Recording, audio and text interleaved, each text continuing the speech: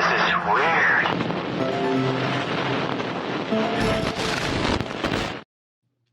From the land of conjurers, flying through the internet to your device like a UAP, hauntingly unexplained and downright weird. This is the Witching Hours, and we are ready to take off in the flash of an eye. Good evening to one and all, wherever and whenever you are listening to this program. I am Frosty, and joining me, as always, is the medium Jenny Lee. How are you doing, Jenny? I'm doing well. I just realized we both have red on. Yeah, it's a red day, I guess. I don't know. Yeah. Hoster said he misses your summer T-shirt. My summer T-shirt. What is that? Yeah. Hoster's one of his shirts.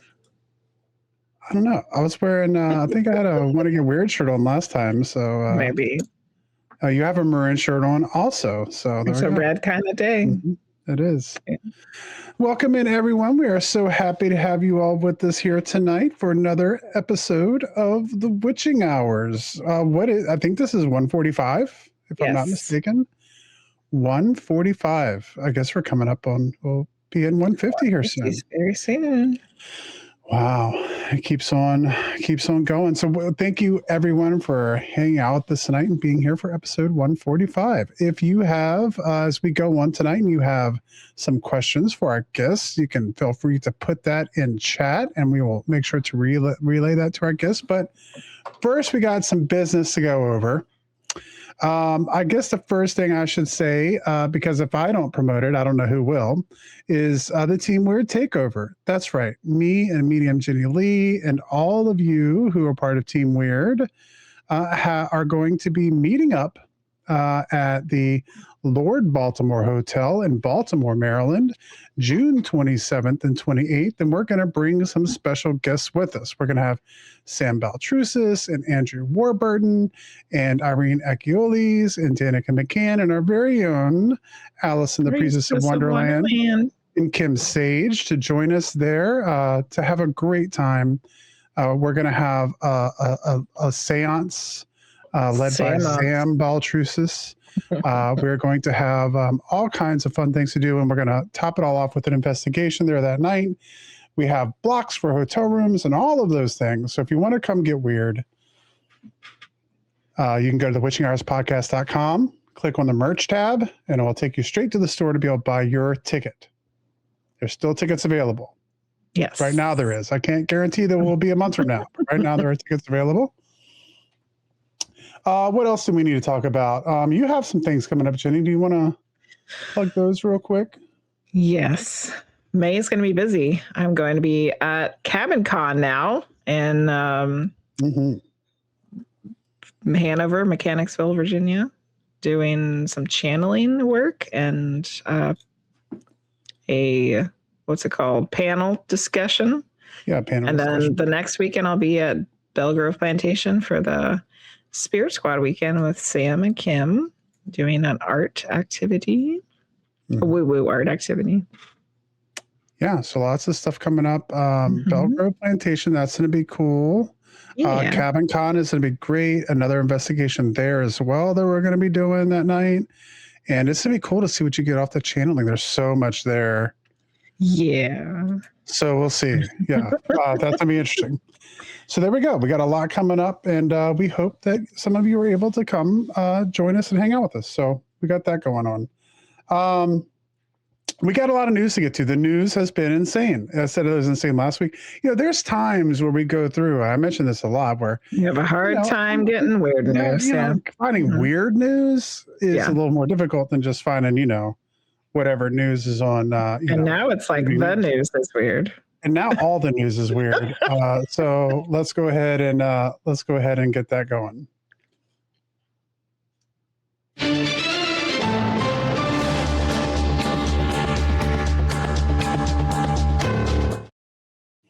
All right. Of course, the weird news is brought to you by Vincent's Forge. In a world of dull mass production, there is still a place where tradition comes alive. At Vincent's Forge, every piece is forged by hand. Each piece is unique, durable, and built to last. Each creation carries the mark of true craftsmanship and care. Own something forged by fire. Wear something that tells a story. Vincent's Forge, handcrafted, forged to last. Available at Etsy at etsy.com/shop/Vincent's Forge. Or you can scan the QR code on the screen. There you go. Right there. The QR code Over right there. Up there. So there we go. And if you've been keeping up with Jenny's streams on Thursday, we have been you've been making a Team Weird A pendant there, Yes. kind of like a coin. So we got some of those. We're doing a giveaway for that. So we're always doing giveaways. We love doing our giveaways. So there we go. All right. So the weird news. Artemis 2 astronauts return to Earth after an historic NASA mission to the moon. That's weird. I think it's weird that we went back to the moon. It's great. I don't know if I ever thought I would actually see that. The 4 Artemis 2 astronauts splashed down off the coast of San Diego on the evening of April 10th, wrapping up an epic mission that broke spaceflight records, caught the attention of the world, and set the stage for even more ambitious moonshots to come. From what I understand, next year they're going to be shooting at kind of doing another like test run of making sure some things work for Artemis 3, and then Artemis 4 in 2028 to be headed to the moon to land this time and start putting some stuff together to build a moon base. And after that, we're supposed to be going up every 6 months. Yep, because they're going to put in a McDonald's and a data center. Quite possibly. Quite possibly. That's my guess. That was really cool. Look, we got some really cool pictures out of this thing. We got 4 people back to the moon. I don't know if I'm on that side of the internet. I haven't heard a whole lot of detractors yet. I will say the one thing that bothered me a little bit, I enjoyed the mission. I don't want to come off like as a naysayer or someone who didn't enjoy it, because I did. But it still bothers me that when they got into space and they had the cameras on Artemis 2, and instead for like a day, all they did was show a computer generated visualization. Yes. And I couldn't help but wonder, because they had talked on the launch pad about being so transparent, why they weren't being transparent. I don't know. I haven't really seen a whole lot of people in the media even ask that question, which seems kind of weird considering all the other things that we've been talking about. But I digress. Anything you wanted to add about Artemis 2, Jenny? Any thoughts on that? It was cool. I enjoyed it. Yeah, it was cool. I enjoyed it. We watched with our family and, maybe recreated what it was like in, I don't know, the Apollo days or whatever. Story number 2, a billionaire-backed startup wants to grow organ sacs to replace animal testing. After operating in secrecy for years, a startup company called R3 Bio in Richmond, California, suddenly shared details about its work last week, saying it had raised money to create non-sentient monkey organ sacs as an alternative to animal testing.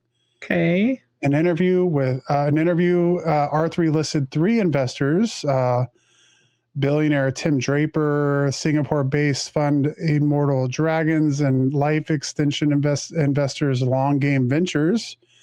MIT Technology Review discovered that the stealth startup's founder, John Schloendorn, also pitched a startling medically graphic and ethically charged vision for what he's called brainless clones to serve the role of backup human bodies.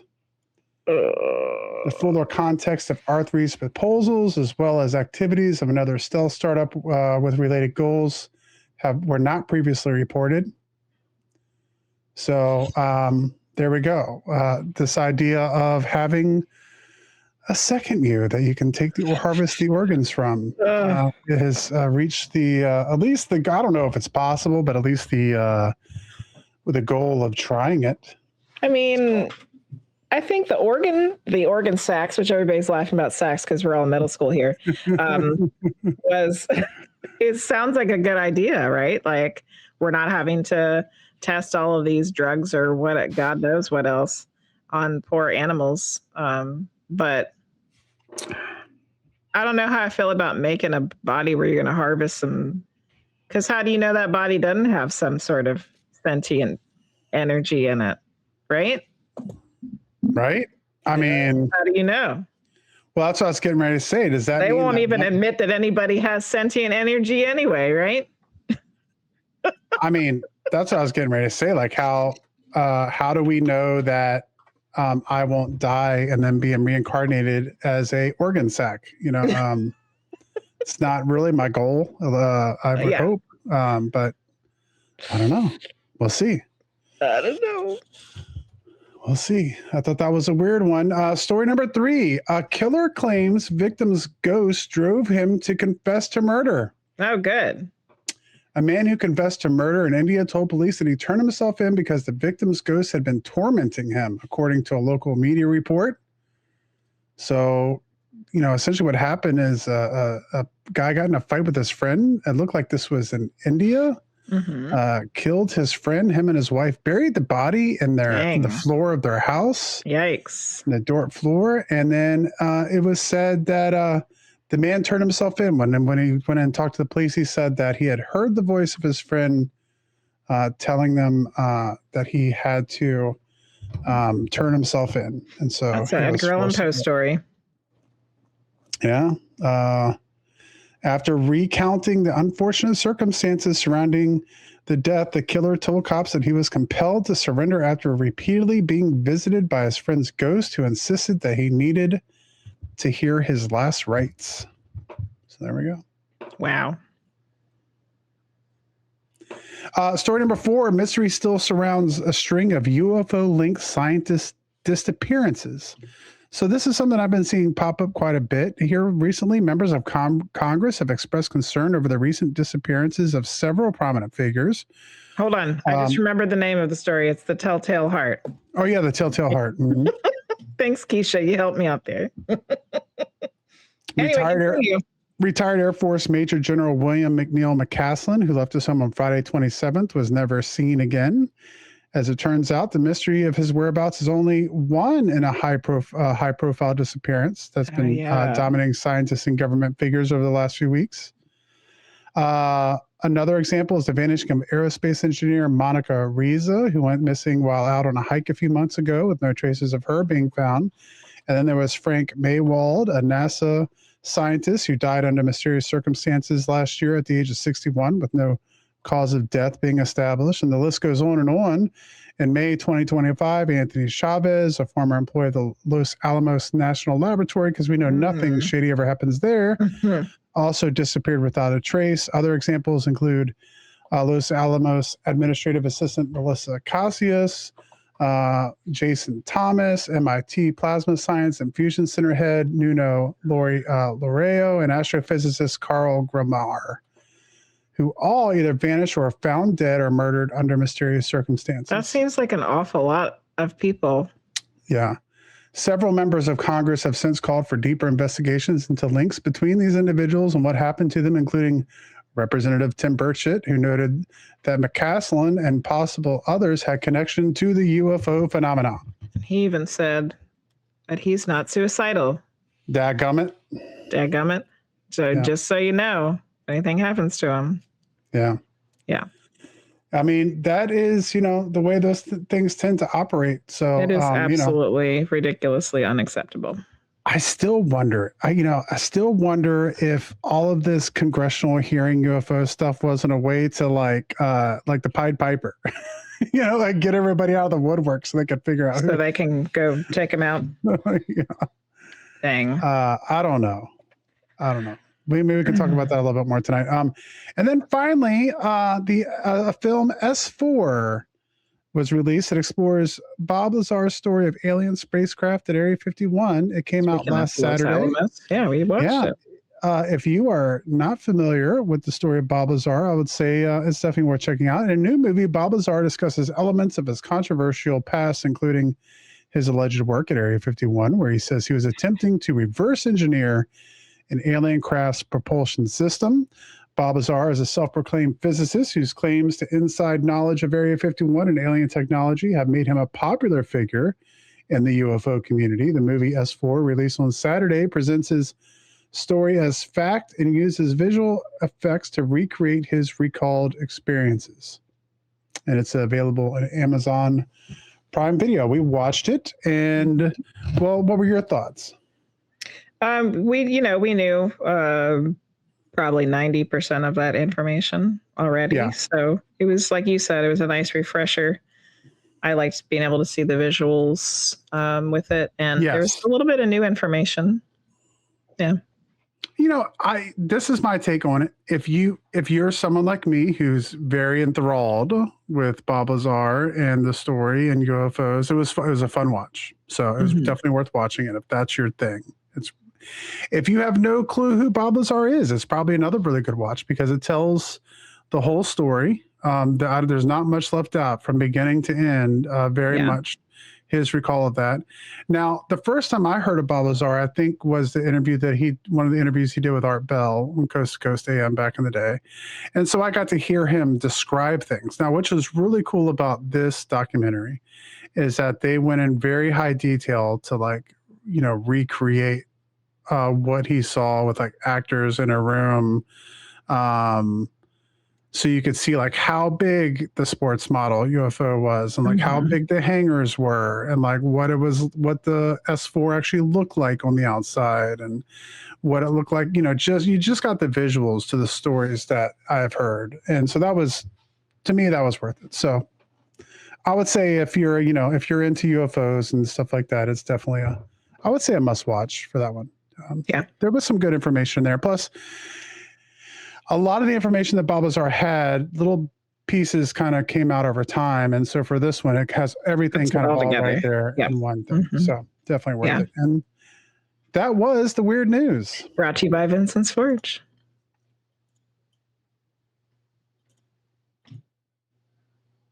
And now. You ready? Yep.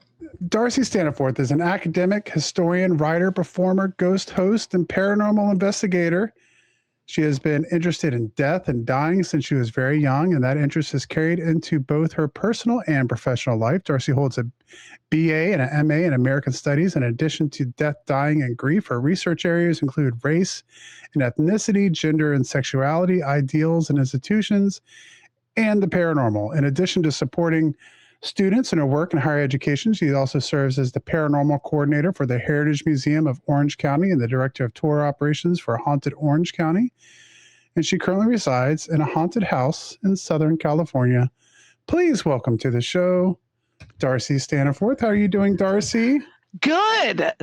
I was making a list right here with all the news stories because I'm like, okay, we've got organ sex, we've got paranormal justice, which is the name of Brad Blair's book. Then we've got a cryonics tie-in, Bob Lazar. What I am not, though, is a self-proclaimed physicist. I didn't know that I didn't have to have degrees. I could just be self-proclaimed.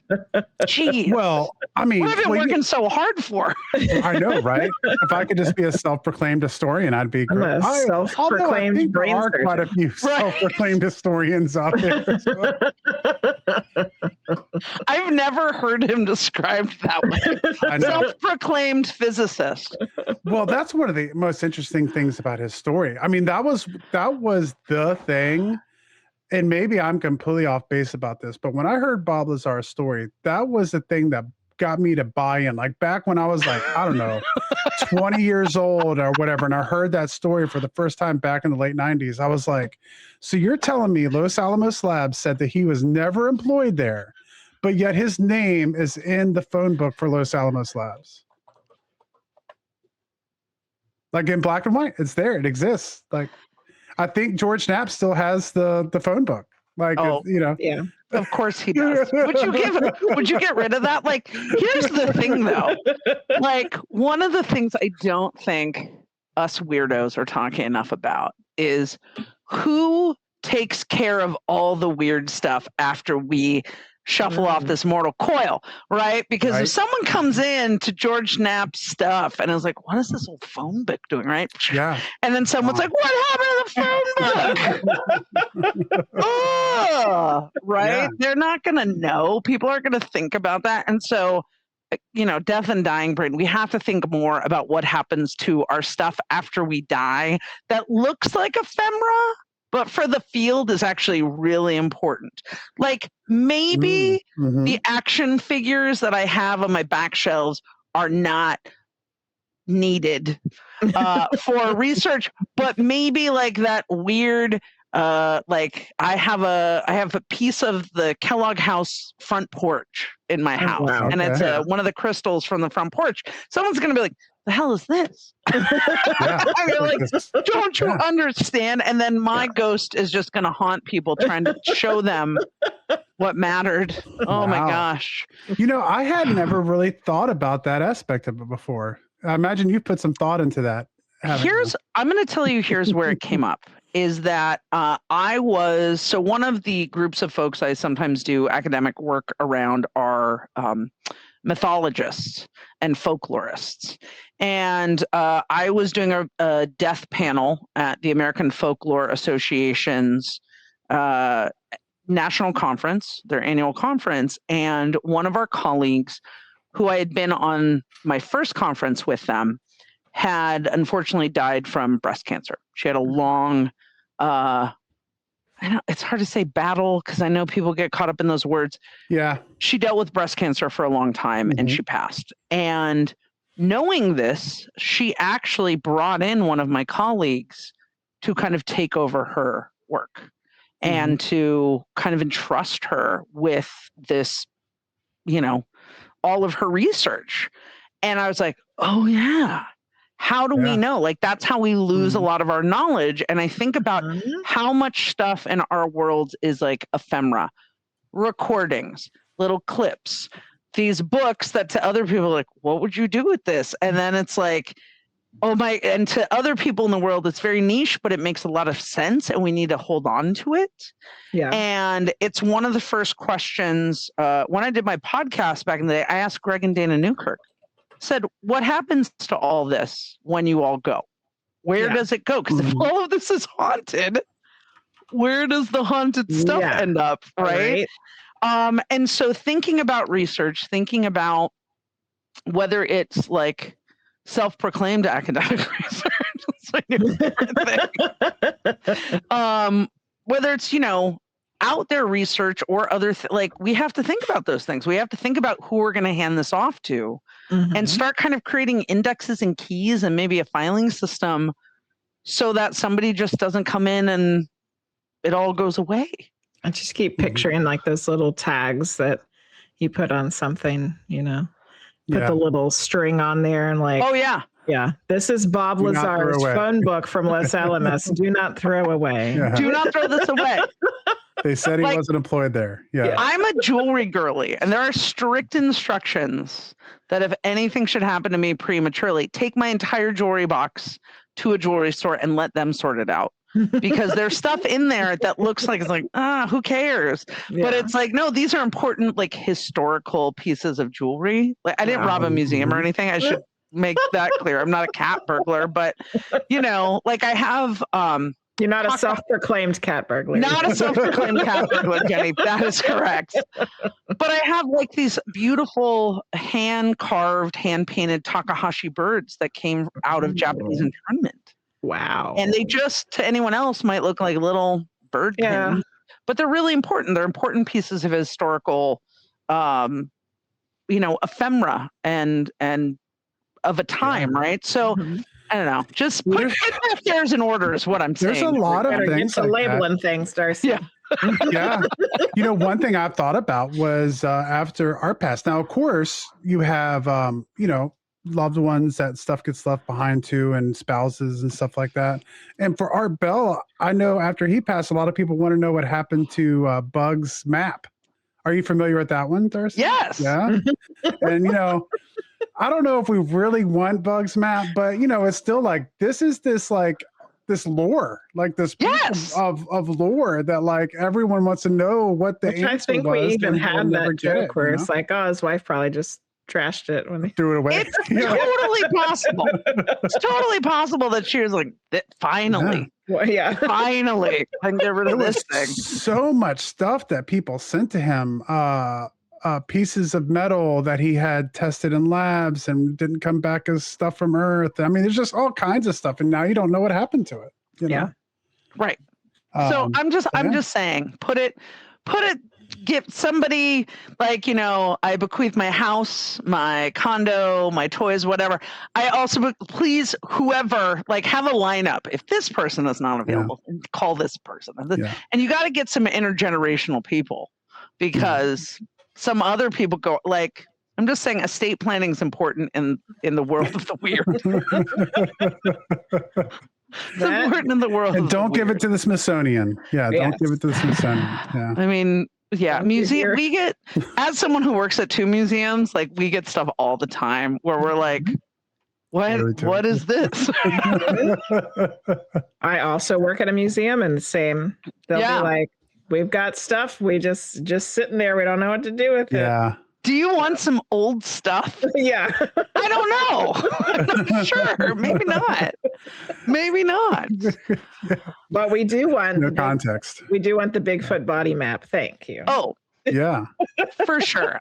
Do not like Bigfoot, I was like, oh, we're talking about Bob Lazar. We're talking about, like, again, so many. I want to kind of back up. I know we have things to talk about. I know we're going to talk about some more about UFOs, but this whole idea of organ sacks is so, I have to be careful I say this, so in my wheelhouse, because I am fascinated with cryonics and with the folks who are trying to cure death and who are trying to, do all of these things with science, which some great sounding, and others you're like, I don't know. And that is usually the transhumanists that get a little like, it gets into eugenics and things like that. But like in my school job, I had a chance to meet and talk with the team from Alcor in Arizona. And one of the things that they were talking about is, one, if anyone says they can bring you back to life, probably don't go with them. But also that you can, like, store a steak longer than you can store a human organ. And so some of the work that some of these types of labs, it's weird when you're doing research in secret, though, and testing in secret, because that does feel like, where's that stuff? I think of like grave robbers from back in the day, right? And like, but they were talking about that one of the things that they're trying to do is, can they grow kidneys from other humans? Because kidney transplants are one of the most like in need organs in the entire country, because in the United States we're an opt-out organ donation place. And I'm like, I'm fascinated by this. But on the other end, like the woo-woo end of me is like, well, if you believe in a soul, and if you believe the soul leaves after you die, doesn't that mean if we bring some of these people back another 100 years that we're just going to have, this is how the zombie apocalypse breaks out, right? This is how it breaks out, because it's like, or does the soul get pulled back? Like all of a sudden, like you got reincarnated, but they brought you originally back as like zoop, and then you're gone and you don't know what happened. Your family's like, why did they just drop dead? Or what you've done is gotten sucked back into another body, and now you're really confused. I don't know. But it makes me think of Blade Runner too. Like, high with the replicants, and like and then if you've seen Blade Runner 2049, like, which is, Blade Runner is one of my favorite films. So I was like, we can kind of talk about Blade Runner. Telltale Heart, absolutely. That guy in India. Hello. He didn't read that story. He clearly didn't. The cops didn't believe him, by the way. They didn't believe his story, but until they pull the floorboards up. I know people in law enforcement. This is not me bagging on people in law enforcement, but I sometimes love what the cops will act on and what they won't.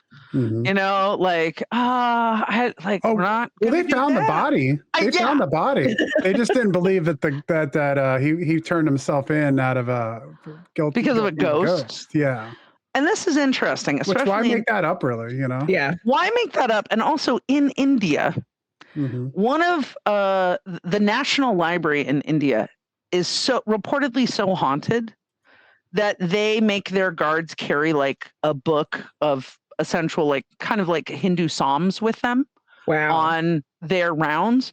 So like India's, you know, depending on where you're at, it's like, I don't believe a ghost told you, or here's a book of Psalms before you go patrol the haunted library. Amazing. But I was like, Edgar Allan Poe. All right. Awesome. And then I know we're going to talk about UFOs, and so hopefully this will tie in. Artemis, as a Gen X kid, I knew I had Challenger disaster trauma. Yes. Until I was standing out with colleagues in the parking lot on Friday, watching the sky to see if we could see it here in Southern California, which I ended up seeing their trail, which was great. Oh, but then also watching their splashdown. And in my car, when I heard Reed say they were all condition green, meaning they were in good condition, I started weeping. Yeah. Because it was like, oh, they've all made it back. They're all safe. Yeah. And it's just like, it was so powerful, and getting to see them like have this amazing humanitarian uniting the world, like everyone wanting to, like, it was so much the news we needed. And all of those images, as you're pointing out, were so beautiful. They were. Like, so beautiful. It was, yes. It was incredible. It was incredible. I agree. Don't give me the visual, like just show me the things that they're doing. But I was so, and the whole, the bright spot on the moon after Carol, like. Yes. They had, my only problem is they went, it's like they accidentally went to the camera that was on Artemis, and there was this beautiful shot of the Earth as they were going into orbit. And I was like, this is awesome. And then bam, they switched to visualization, and they never went back to that camera until like they were out of Earth's orbit. And I was like, what? Why are we doing that? I just want to see the Earth. It's Frosty, amazing, you know why? You know why? They'll show it's flat. I don't know what to tell you. It's how they keep the secret. That's how this conspiracy of globe Earth. No. Well, to me, this was their opportunity to just kind of like, show that. And I don't know why they didn't. And then the other thing is the UFO guy in me was wondering, like, do they have to like do like a quick check-in and like get permission to be able to leave low Earth orbit now, or what? I don't know. It's a good question. I love that. I was like, oh, that's right. We're building a base on the moon. Yeah. And then I was like, I know, like, all of these things are moving forward. I'm glad NASA is moving into these next realms. But then I also, it makes me think of the Mr. Show episode when they do a sketch about, we're American, we're going to blow up the moon. Why do you want to blow up the moon? Because we can, right? And it's just this whole idea. And then there's an episode of The Tick, I think, where Chairface also somehow blows up the moon or part of the moon. And you see it in later things. And I know that is not NASA's thing. But like, I just am always like, it's so overtly like American in so many ways. And the fact that we're building a base on the moon, but to eventually go to Mars. Yes. That's their hope. Yeah. And again, in our lifetime, how much change have we seen? I know, right? Yeah. Well, me and Shani talked about that. First off, I want to say that I felt the same way in a lot of ways. So when we were watching the launch, I don't know if I had really processed that part of it yet. I was a little young when Challenger happened, but I remember because my dad was in the Navy and he was on the ship that had to pick the pieces up out of the ocean. So we actually had a home video of that. But I was aware of that. But when the launch was getting ready to happen and we're doing the countdown in our living room, me and Ginny kind of looked at each other and caught each other's eyes and kind of did the whole like, because we're sitting there with our daughters. Please. Yeah. Like, let me not have to have this convo, right? Yeah, right.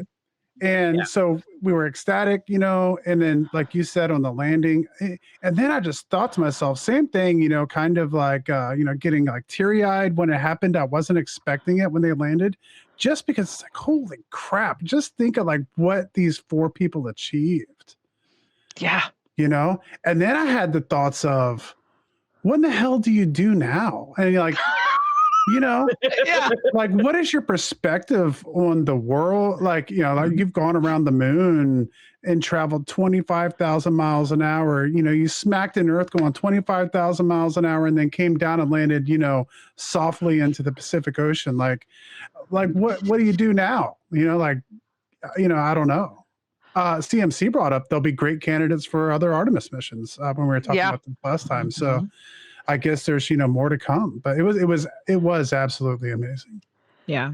Casey said this too. The re-entry splashdown was so nerve-wracking. I didn't realize how much fear I truly held for them. Yeah. Absolutely. Because the gentleman, I think at NASA that was doing like the play-by-play was talking about how there's certain things they hadn't been able to actually test in real time and other things they had some issues with. And I was like, oh no. Yeah. And then, and again, intrusive thoughts. Because I knew then they would come out and they'd be on what they called the front porch, that raft, and then they were going to be taken by helicopter back to the ship. And I was like, what if something happens to the helicopter? And I'm like, oh my gosh, Darcy, really processing this Challenger. Really processing and again, it's just one of those things. Like, I didn't even watch that disaster in real time. Yeah. But I knew it happened. Yeah. And I was affected, but I wrote on it as a little kid. Like those kinds of things. Like, and so it was just like, oh, like the hope of humanity. It was like the galactic Super Bowl. Like, you know how when like the Saints won after Hurricane Katrina and they're like, they needed this. I'm like, humanity really needed this to work out right now. Another really cool thing that I thought from that, like you said, humanity needed this one, and I really noticed that we were watching a little bit of the Twitch live stream when the astronauts made it out safely, you know, and the chat is just going a million miles a minute. Like you can't even try to read and keep up with it. But what I noticed is like, you know, here from Argentina, here from, you know, Vietnam, here from Japan, here from Germany, here from, you know, just any country around the world, just people, everyone was interested in this and everyone in the world was inspired by what NASA was doing. And it was like, thank God, like we're doing something positive and we can like put a positive image out there, you know? So we all needed that. We all needed that. Sure. Well, that's way too much positivity. So we need to let's rein it back in, everybody. Let's rein it back in. Rein it back in. I thought there was one thing you said when we were going over the news stuff that I now have a question. You said that the U.S. is an opt-out organ donation country. Does that mean there are other countries where it's just like it's not? I'm sorry. We're an opt-in. Opt-in, yes. We're opt-in. The other countries are opt-out. There's some countries in the world that, like, when you get your license, you're an organ donor. So, but you can say no. But you can say no. It's just the other way around. Right. And the challenging part in the U.S. is that there's a lot of myths around organ donation. And, you know, one of my dear friends who is also a fellow weirdo like all of us, Richard Estep, who's both an incredible writer, but also a clinical, like he's a clinician. He trains paramedics. He is a paramedic.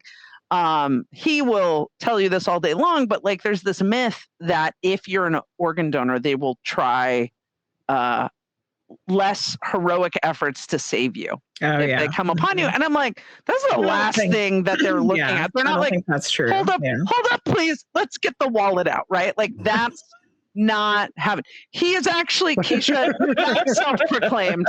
He actually does have the credentials. He is a self-proclaimed weirdo for sure, but he actually is a trained paramedic. Could you imagine someone shows up and is like, self-proclaimed paramedic ready to do this call for you? Oh, the horror. But yeah, so that's that kind of myth, those kinds of things. But I think it also ties into a lot of the magical thinking that in American culture we have around death and dying. And this idea as if like you do that organ donor opt-in and then Like, oh, next time you get in the car, something's going down, right? It's just like people don't want to talk about death because they're worried it's going to happen right now. And I'm like, Yeah. well, it's going to happen. Hopefully not right now, but like take care of other people, like take care of other folks. And I have friends that are heart transplant survivors, kidney transplant survivors. Like, I know about people who have gotten like corneal transplant, like all of those kinds of things come out of terrible loss, but also people being willing to make that sacrifice to support others. Like they may not be living, but other people can live. And how many great stories are there of someone being able to connect with the person who got, you know, their daughter's heart? Like I just saw one of those not that long ago. And it's like the guy got to listen to his daughter's heart again. It was like, it's amazing. That, veterans surprising their children coming home. Yeah. And also veterans surprising their dogs coming home will get me crying at any moment. I'm just like, those are things. It's fine. Yeah, it's fine. I got a box right here if I need. Yeah, right. I have yes. So Frosty, what darkness did you want to take us back into? One thing. Well, let me. Yeah. So, the other news story we had tonight, which is something I haven't been keeping up with. I kind of seen in the periphery a little bit, but that's so many people that have gone missing that have been talking about UFOs in the field lately, which seems to contradict kind of this idea of bringing things out into the light and being open and transparent about it. Right. But okay. Here's my question, though. And I'm going to state right here, I have got an interest in UFOs and all of this. But the reality is, like, I do not have a deep dive knowledge as some other people. So we're just going to put that at the top so people don't come after me in the chat. I am not a self-proclaimed UFO expert. Yeah. But one, like, I know Trump came out and was like, I'm going to release all the stuff. I'm going to do this stuff. Where? When? Yeah. But this is the same thing we've seen from other candidates in the past. We're like, we're gonna do the stuff, and everyone's like, all right, it's coming. Personally, I don't feel as human beings we're ready for full disclosure. Like, I really don't. That's been something we've been talking about. Like that is the question. There's so many people that I've talked to that have been like 100% humanity's ready. Yeah, is everybody ready? No, but humanity's ready. And then I still go back to that Brookings Institute's report that the world would lose its mind. And I think it's still possible. Okay, because let's think about the things that would shatter for so many people, right? One, let's talk about religious ideologies that people have built their entire existence on. Yes. Blown up in so many ways, right? The level of fear and like, we couldn't get people to take care of other people and leave them toilet paper when we had a pandemic. So we think mass panic is going to go any better. It's not. So are you saying that if disclosure happened tomorrow, you better make sure you get some toilet paper? You better get some toilet paper. Some water. But I also, as somebody who does study race and ethnicity, like, and ideals and institutions and gender and sexuality, right? All these things that also come with a deep level of hoping that we can have radical acceptance, right? People can't even be okay with like somebody saying, hey, that's not how I identify. I'd like to use these pronouns instead. Right? Or I want, I believe different. You go to this type of church and I have this belief system, right? Yeah. Where my witches at in the chat, right? It's gotten so much easier. No, we're still dealing with satanic panic in modern times and those kinds of things. So when these people are like, I can handle it, I'm like, you can't even handle the idea that somebody may not identify with the gender they were assigned at birth, right? Yeah. And I'm not like trying to turn this into like this big political discussion, but it's like people got to check themselves about the things in the life that they are living that they already are struggling with. You think disclosure from other like, what if it's like there's not just one civilization out there, there's millions of civilizations. The universe is vast, right? What does this mean? What does this mean for people? We could not handle it. We could not handle it.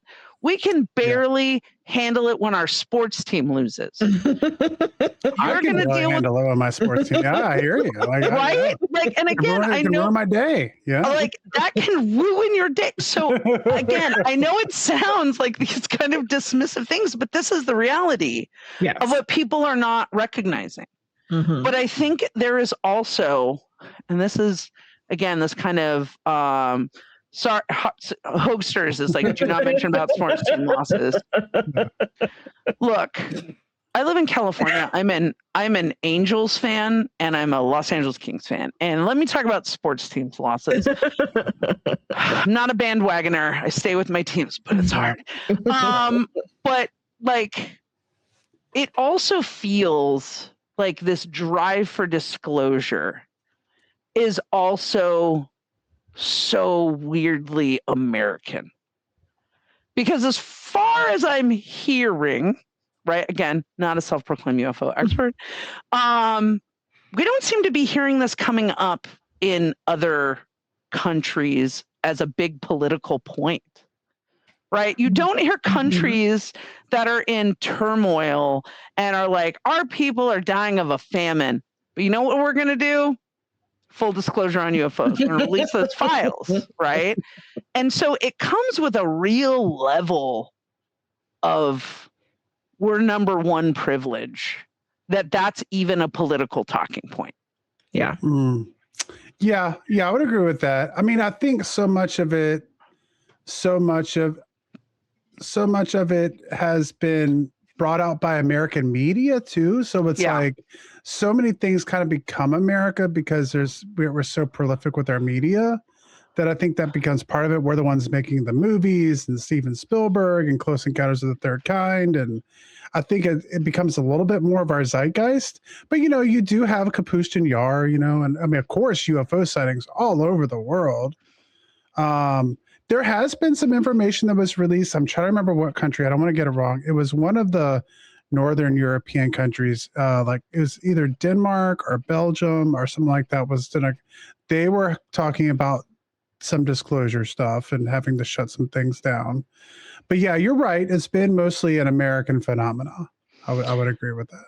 And again, depending where like you're talking about Northern European, probably in a country that's also, I don't know, figured out healthcare for its people. Yeah, for sure. Right? Well, I mean, like if you're living in a country where there is not any kind of food security and you're just trying to find out a way to survive from day to day, I imagine UFOs are not on your list of things you're worrying about. Totally. Yeah. And I mean, I think part of it has also come up for us because we do have a new branch of the military. We have Space Force. I work with veterans and, we in our veterans center, we have the Space Force flag. My vets have met people who are in Space Force. So I think that's also part of it when you bring this military part of it into things, like this aspect into things, then does it also become more in our zeitgeist because we're like, well, we have a military, a branch of the military that also might be dealing with these things. Yeah. And so if, in World War II, if we're fighting the Germans in, 2026, are we going to, hopefully not 2026, please nothing else in 2026, or like, give me good 10 years at least, but like, are we then going to be fighting a different enemy, quote unquote, from a whole nother country? That's not saying the Germans were doing good things. That was not me. And then they're like, she said enemy in quote. I understand how World War II worked.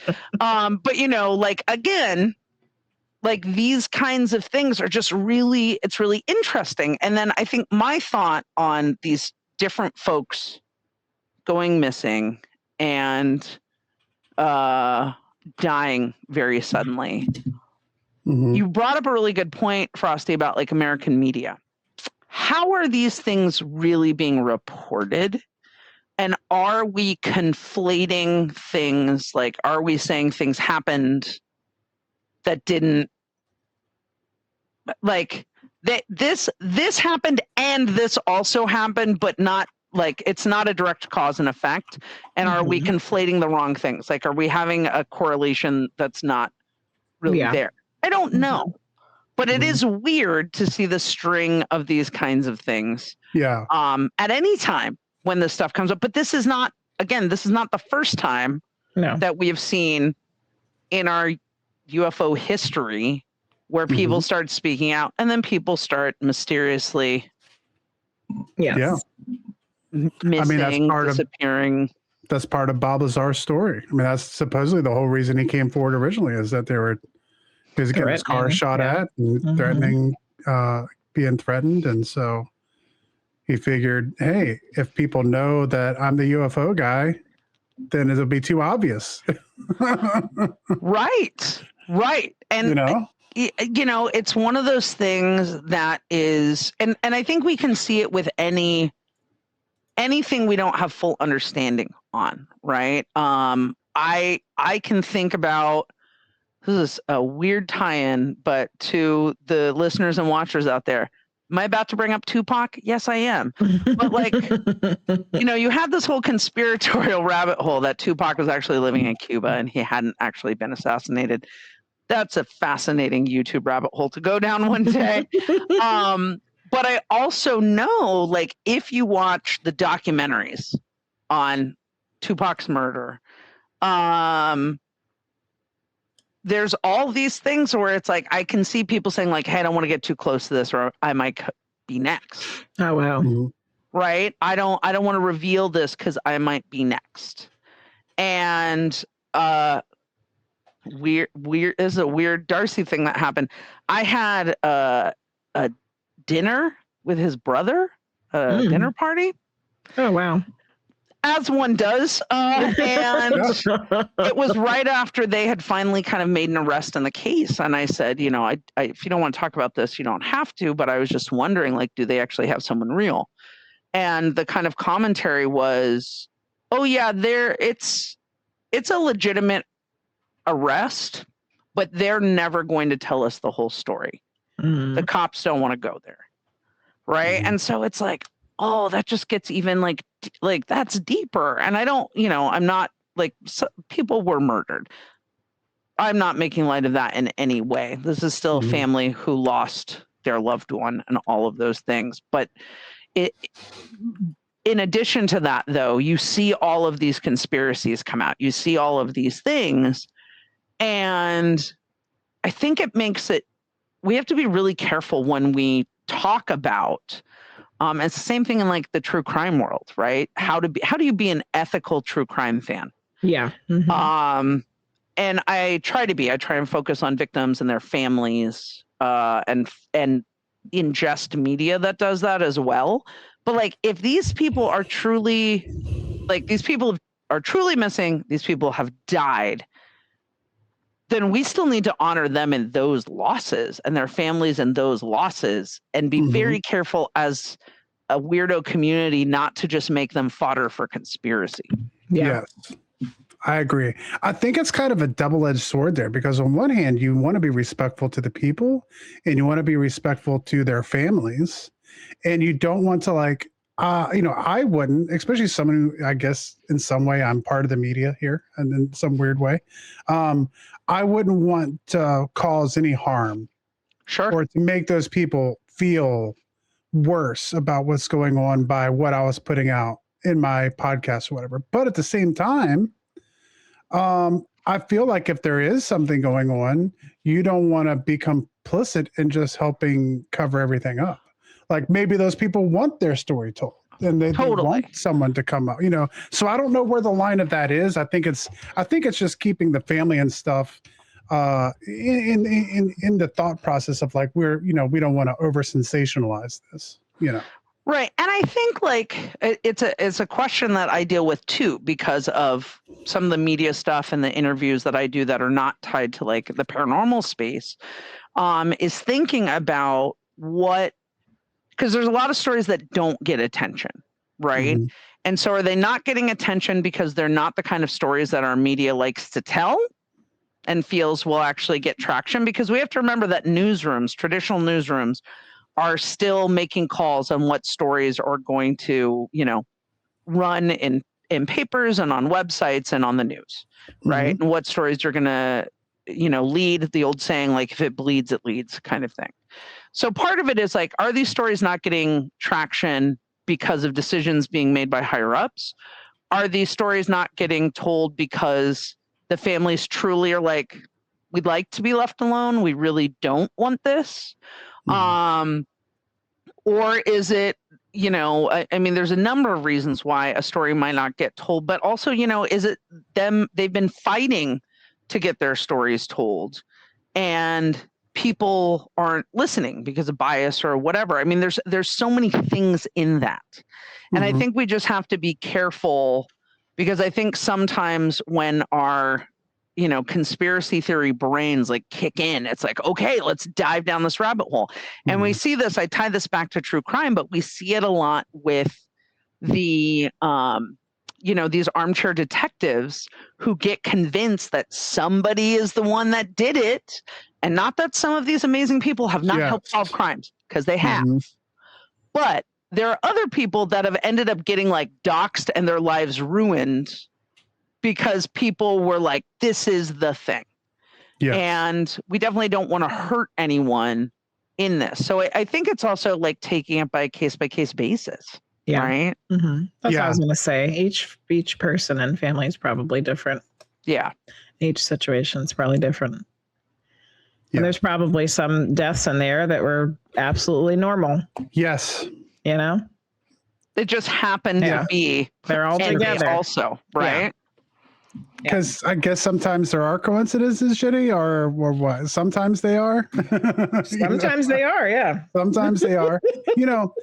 I think one of the problems with this is that everything has just become so sensationalized with this specifically, and then you're having these things converge. Mm-hmm. So I was going to ask you, have you heard some of the comments that have come out recently from the Congress about the UFO hearings and stuff they've been talking about? Not, to be honest, not recently. Okay. Well, that's yeah. So let's talk about those. So I wanted to bring it up. So Tim Burchett is one of the leads of the congressional hearing, the group that they're doing. Him and Representative Luna, I think, are the kind of the two that head this up. So he came out this week, or I guess it was last week, because we had it in the Weird News last week. He said that the American people would be up at night worrying if they knew what he had been briefed about when it came to extraterrestrial life. I've been briefed by just about every alphabet agency there is, and I'll just say this: if they were to release the things that I've seen, you'd be up at night worrying about it, thinking about this stuff. And then he said that he was briefed 2 weeks ago on an issue about extraterrestrial life that would have set the earth on fire, and the country would have came unglued if that information was released. Which is basically what Darcy said. Yeah, and he said that we would, as Americans, we would demand answers. Now, he was later asked about the whole like keep you up at night. There was like, is there something to be afraid of? He's like, no, I didn't mean it that way. I meant like it would keep you up because it's just like, I can't believe that this exists. Essentially is what he was saying. So he's like, he didn't mean it to be like a fear tactic, but it was like, it's going to keep your mind racing at night, like knowing all this stuff that's happened with the American government and extraterrestrials. Now, this is a sitting U.S. congressman. And so that seems, well, and I know that doesn't mean as much maybe as it used to mean. No, but here, because here's my question. Why? Like, why does he feel the need to say this? Mm-hmm. Like, as a country and his constituents, right? Where are his constituents? Tennessee. Yes. His constituents are in a southern state. and again, I'm not trying to go political. Is he Republican? He is Republican. So we've got, again, I'm thinking about context, thinking about these kinds of things. And this is not me saying who's doing what for who, telling you how to vote. I'm not doing that. But I have to think about historical context. If he said that, when did he say this? What was his date on this? This is coming out last week. Okay. So in the midst of our country being in an international conflict with Iran, gas prices are going up. Yeah. All of these things are happening in our country. Like, I mean, there's so much stuff happening on a national level. And this is what he chooses to talk about, which to me, this is again where a conspiracy, like, why is this as a congressman what you're talking about? It's a look over here. So you don't see what's over here. Honestly, what it feels like, because to me, like, if I, like, I say this with, like, when I talk about my students all the time, like, if I have a student sitting in front of me that's like, hey, I need some resources because I haven't eaten in a week. Like, it's really food insecure and things are really tough right now. And I'm like, I totally hear that. How's bio going? They're going to be like, what? And I'd be like, I know you said that, but like, are your grades good? Like, it's so not addressing what is actually in front of you. And I don't know if some of these folks in Congress don't have answers right now. I don't know. Like, I don't know that, but I'm just fascinated. Like, and when he's like, should we worry? Like, you know what you're saying, sir. And like, I get his clarifying, no, you'd just be like amazed. But it's like, why did you even need to say that in the first place? Like, why did you say that in the first place? And like, CMC totally, inconsequential, but attention grabbing, and it pulls attention from other things. And so that's one of the things, again, we couldn't handle it, but like, why say that? Like, that to me reminds me of someone being like, if you really saw, like, you don't want to see me angry. Yeah. Because if you saw me angry, you felt like, oh no, like what? So I think I completely agree, especially right now. There's just so much going on right now that it's, everything is very like, why are we seeing this? You know, what's going on right now? Very much, sense of confusion, I almost feel like, with kind of the news cycle. But I will say that the congressional hearing in general has been going for a while, and what did happen under President Biden as well. So it has not just been like under the Trump presidency. For sure. No. Yeah. That I know. And I understand all that timeline. But again, I'm just like, why 2 weeks? Like, why is this the time on this? Well, supposedly Representative Luna also said, which I think is Republican from Florida. She said, a Democrat. Luna, I don't think so. I could look it up. I think she's a Republican also. Okay. But I supposedly they have another 43 videos that they're going to be releasing from intelligence. So like the Go Fast videos and the Tic Tac videos and all that, the Go Fast.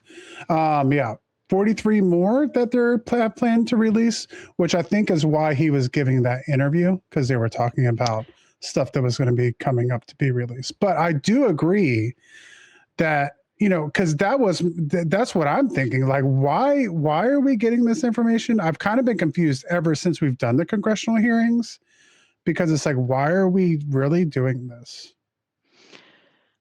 Right. And again, so Luna is a Republican. I just looked it up. And again, this is not me bashing on Republicans. But I'm also looking at the parties in power and like, okay, we're going to release some more Tic Tac videos. And that's still not full disclosure. That's not the full disclosure, right? That's more videos that then other people are going to pull apart, that other people are going to say, oh, this is really this. I mean, like, we're still talking about the Patterson Gimlin film all these years later, right? And then a documentary just came out about that at South by Southwest, right? I was actually going to bring that up later, so we can talk about that. So, like, we're talking about some really fascinating, like things, yes, but at the same time, like, do I want to see those videos? Totally, I want to see those videos. I'll watch those videos, but at the same time, like, on these hearings are going on, and I'm fascinated, like, what, like, these hearings are going on, but other hearings are not. Yes, we're reinstituting a national draft for all men 18 to 25 starting in December. But we're talking about UFOs, like, we're not reinstituting a draft, just streamlining selective service. Streamlining selective service for all men. All men. Yeah, 18 to we have to do that anyway. As soon as a male turns 18, we had to go sign up for the selective service anyway. Now that's just being done for you, just to make sure no one slips through the cracks. Sure. But again, these are things that people have to be aware of. Yeah. And other things, and I'm not saying that both sides don't do, look at me, over here, oh, so shiny. I'm not saying that both sides don't do it. They do. Absolutely. Politics is business. It is a game. Watch The West Wing. We'll all see the politics that are like, for a palatable version of those kinds of things. But like, when we're talking about, like, I'm always just wondering, like, why is this the time you chose to say this? That's always what gets me, because there's some motivation there to feel. And here's the thing. Congress people can also be asked on things and say, you know what? I don't think this is the time to talk about that. I think we have more pressing issues. Yeah. Frosty, before you keep going, we have missed the top of the hour. Would you like to miss top of the hour? So there we go. Look, this is crazy, because I was like, we're just getting started. I know. We got a whole bunch of stuff to get to. It's almost over. And we're already getting ready to start winding down. Okay. So it does this every time. I'm sorry. I came in so hard and fast, so many topics. And then I'm like, oh my gosh. And now we're almost done.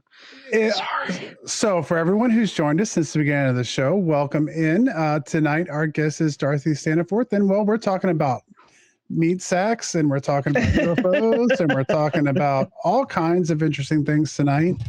So thank you for coming in. If you have a question specifically for Darcy, feel free to put that in chat, and we will get that question asked for you. If you have a comment, feel free to put that in chat as well. And as we see them, we try to get them up for everyone to see. We appreciate all of you being with us tonight. I do want to mention we do have the links for the social, where you can find Darcy on social media. So that'll be listed down in the description below, and it's pinned at the top of the chat if you're joining us on Twitch. And you'll be able to find all that information in the YouTube descriptions and all that once you are listening at another time and another place. If you are watching the show or hanging out with us now, then you already know Medium Jenny Lee. But did you know you can book a private session, explore her spiritual services, or check out her latest content all in one place? Head over to mediumjennylee.com. Whether you're seeking guidance, answers from beyond, or just curious about what the spirit world has to say, Jenny offers personal readings, mentorship, and more. Don't miss your chance to connect directly. Visit mediumjennylee.com and take the next step on your spiritual journey. Your journey to the weird is just a click away. In a world of mass production, there's still a place where fire meets steel and tradition comes alive. At Vincent's Forge, every piece is forged by hand, unique, durable, and built to last. Each creation carries the mark of true craftsmanship. Own something forged by fire. Own something that tells a story. Vincent's Forge, handcrafted, unforgettable. Available now on Etsy.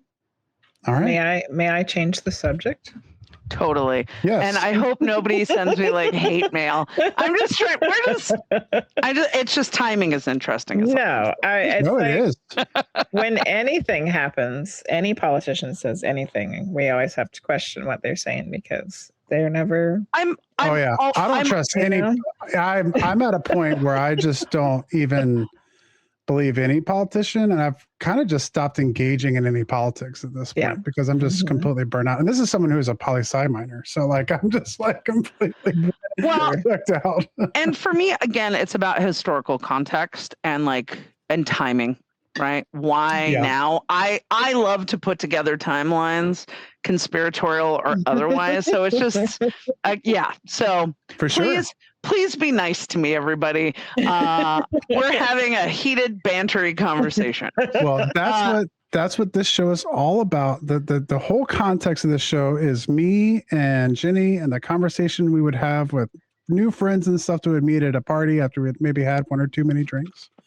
So we're right on pace here. Perfect. And as usual, I have to reel him in. So let's reel it back here. I wanted to get to some haunted ghost conversation. Let's talk ghosts. I have questions for you. Yes. So last time you were on, you were getting ready to go do the Strange Escapes Queen Mary experience. Tell us a little about that. Strange Escapes on the Queen Mary was a blast. It ended up being a little bit of a different weekend than I expected because I ended up getting to help with both nights of investigations. Ooh, cool. So that was fun. So I was running people all around the ship. I got a lot of steps in. And one of the things that's really hard, I love that ship. She's so beautiful. But staying in a room there, it's really hard to know if something is haunted or it's because the walls are so very paper thin. So very paper thin. And my room, I had a room next to just some party people that were not there for Strange Escapes. I think they were there for a work conference. But the ship in itself is just truly beautiful, truly historic. The talks were fantastic. It's just such a joy to get to see folks do what they do. Mm-hmm. And there may or may not have been a rumor started about Aaron Sagers and Winston Churchill being illicit paranormal lovers. It's fine. Anyone that was there would know. But people were having a really good time. Amy knows how to throw a really good party. She really does. But on the investigation side, I spent a lot of time in the chapel with Sarah Lemos. And that was a very active space on the ship. It was really, really interesting. A lot of very emotional stuff coming up in the chapel for people. So that was really fascinating. I got a chance to sit in B340, which is the room that used to be owned. When Disney had the ship, they had changed that up, and Aaron was doing some investigation in there. So I was in there for a bit, and it was a little quieter in that room, but there was still activity. Richard was down in the engine room of the ship, and Adam was down in the theater. I didn't get to spend much time with them. And then I got to do a little sky watching and chat with John E.L. Tenney out with folks, which is always, Tenney just has great stories. And it had been a while since I'd seen him. So that was all really fantastic. And just great people came out. Getting to see some friends, meet new friends, and run around the ship at all hours of the day was just totally fantastic.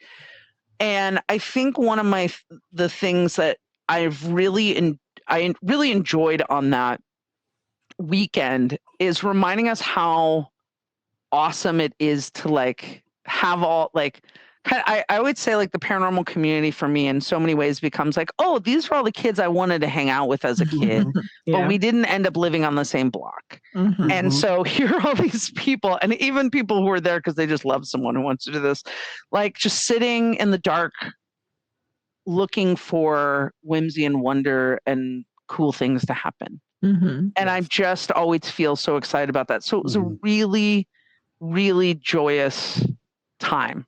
It was great. It was fantastic. And she's doing it again next year. So I think tickets are available now for that, which is really cool. Wow. Awesome. That sounds wonderful. I would second what you say. That's one thing, once we started getting out and about to some of these, cons and stuff like that, it now it's like before we were going because we got a podcast and we went, and now it's like we want to see all of our friends. Yeah. And it really is. It's just like the lunch table. But like you said, all the kids that, maybe you didn't know or were spread out all over the country and now they all get together. It's great. It really is a great community. And so I'm definitely for that. Now, the other part is I have not had the chance to investigate a boat yet, but it seems like they are some of the most active haunted locations. And I can only assume that has to be some kind of connection there with the water. What do you think about that? I think it's part water, but I think it's also part liminal space. Like the Queen Mary, and I'm going to get a little woo for a moment, but to me, even before I was doing paranormal stuff on the Queen Mary, it's always been a ship for me when I go visit because I live not that far from her. Mm-hmm. When I go on that ship, I feel like I can feel all the people that have been on that ship. Thank you, CMC. It says we can handle woo. I'm like, sweet. I feel like I can feel all those people. Thousands upon thousands of people were on that ship with so many hopes and so much emotion. And I think ships are these incredible liminal spaces because they take us to and from, right? Mm-hmm. And even out to sea and back, right? So I think it's part water. I think it's part liminal space, but I also think it may also have to do with like the personhood we give to ships. Yeah. Like the Queen Mary, she is a ship, right? Mm-hmm. I think about, I had really incredible experiences at the Valley Camp Museum in the Upper Peninsula of Michigan, and then going to the Shipwreck Museum and seeing the artifacts from the Edmund Fitzgerald. And at the Valley Camp, at that freighter museum, they have a memorial to the Edmund Fitzgerald and a couple of the lifeboats from there. Mm. And it, again, you just feel those people. And we got to do an investigation in the Valley Camp, and it was really powerful. People came and talked to us. These sailors came and talked to us. If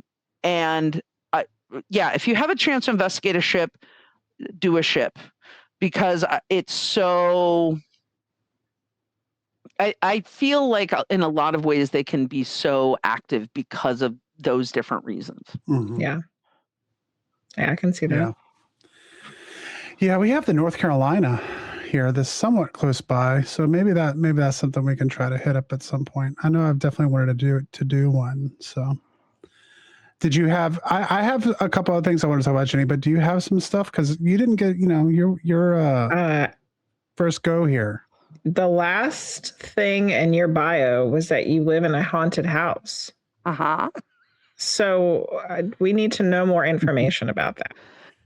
So, my house is from 1920. It is a single-story Spanish-style house. And I think we might only be the third long-term owner. I'm still trying to figure that out. Mm-hmm. There was a gentleman that owned it from the 60s until the 90s named Frank Mike. Frank is a veteran. He was an engineer. He was involved in the Korean conflict. And he was in his obituary, so I've done as much research as I can so far on Frank Mike, always hoping for more. He it was like he, in his obituary, it said he was survived by like his sister. Mm. And so there was no ex-wife or children. So I don't know if Frank Mike was like bachelor or a bachelor of that time. Yes. But I know that Frank Mike died in the house. Okay. And he died on Halloween. I'm not making dang. up. Wow.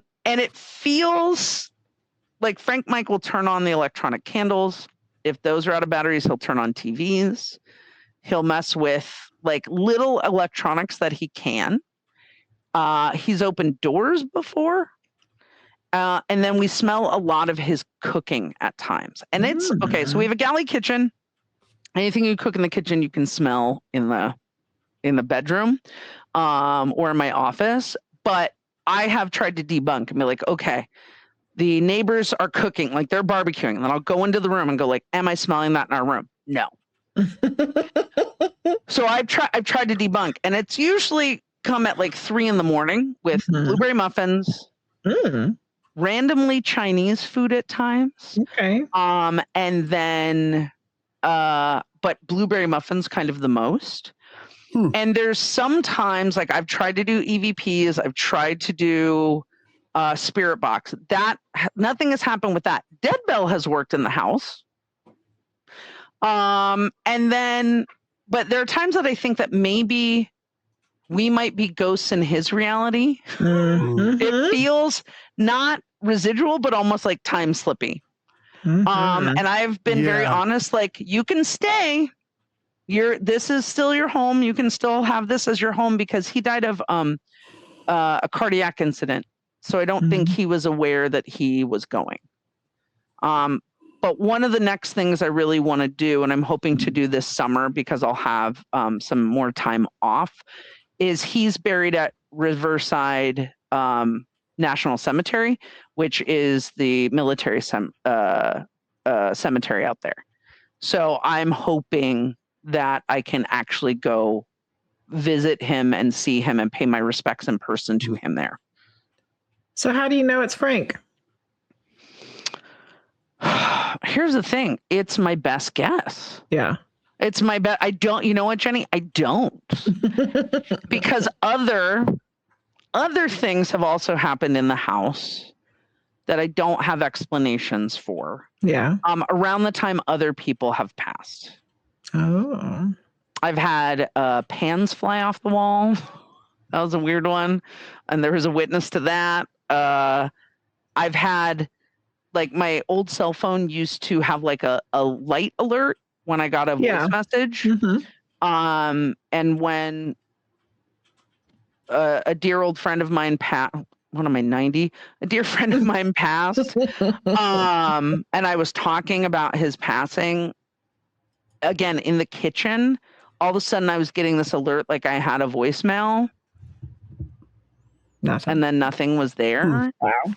So I don't know if other things like come and go. There may be other things, but I get a little woo and a little witchy and do some things to protect the house and make sure like what's allowed in is allowed in. Ironically, I don't think any of the Kellogg spirits come home with me. I don't. I think they like the Kellogg house. I think the Mag spirits like the Mag house, but I'm still looking into that, but also I'm not looking to kick up activity, because the activity as it is fine. Yes. We don't need to turn this into go into the light Carolan or throwing. I've stayed in the poltergeist house and it doesn't need to go there. So. I don't need anyone coming over going, this house is clean. And then I'm like, oh no.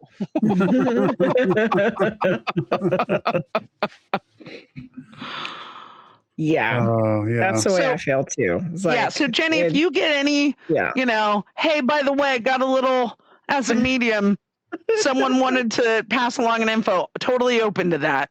Well, I don't know. CMC said he heard it was blueberry pancakes. Blueberry muffins.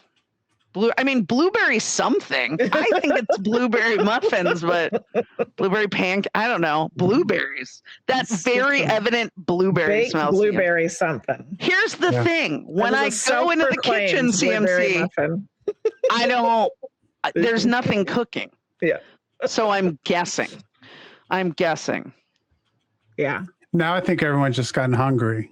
Yeah, everyone's like, I kind of want banana muffins. Yeah. I was just thinking, do we have blueberry muffin mixes in there? Anyway, all right. We have about 4 minutes left. Yeah. what's other than the places that you work, what's one of your local favorite haunted locations for you? That's a really good question. My favorite haunted locations out of the places I work, right? And I'm so privileged that I have keys and codes to 2 super haunted locations.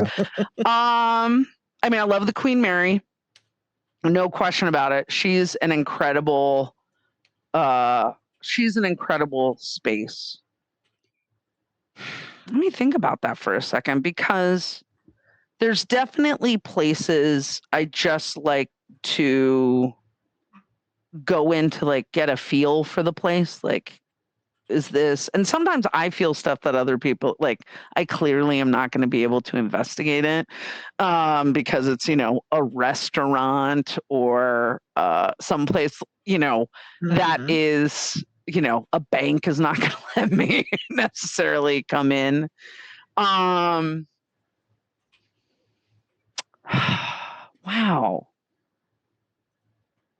I mean, there's so many old places that I just end up feeling at home. And, there are places that I talk about, like on my downtown Santa Ana tour, like the Frida Cinema, which I love. It's an art house cinema. It's community run, but it's also got stories of hauntings that staff and the owner have told me about. And so I love seeing a movie there, and I'm like, please let the haunting like find me tonight.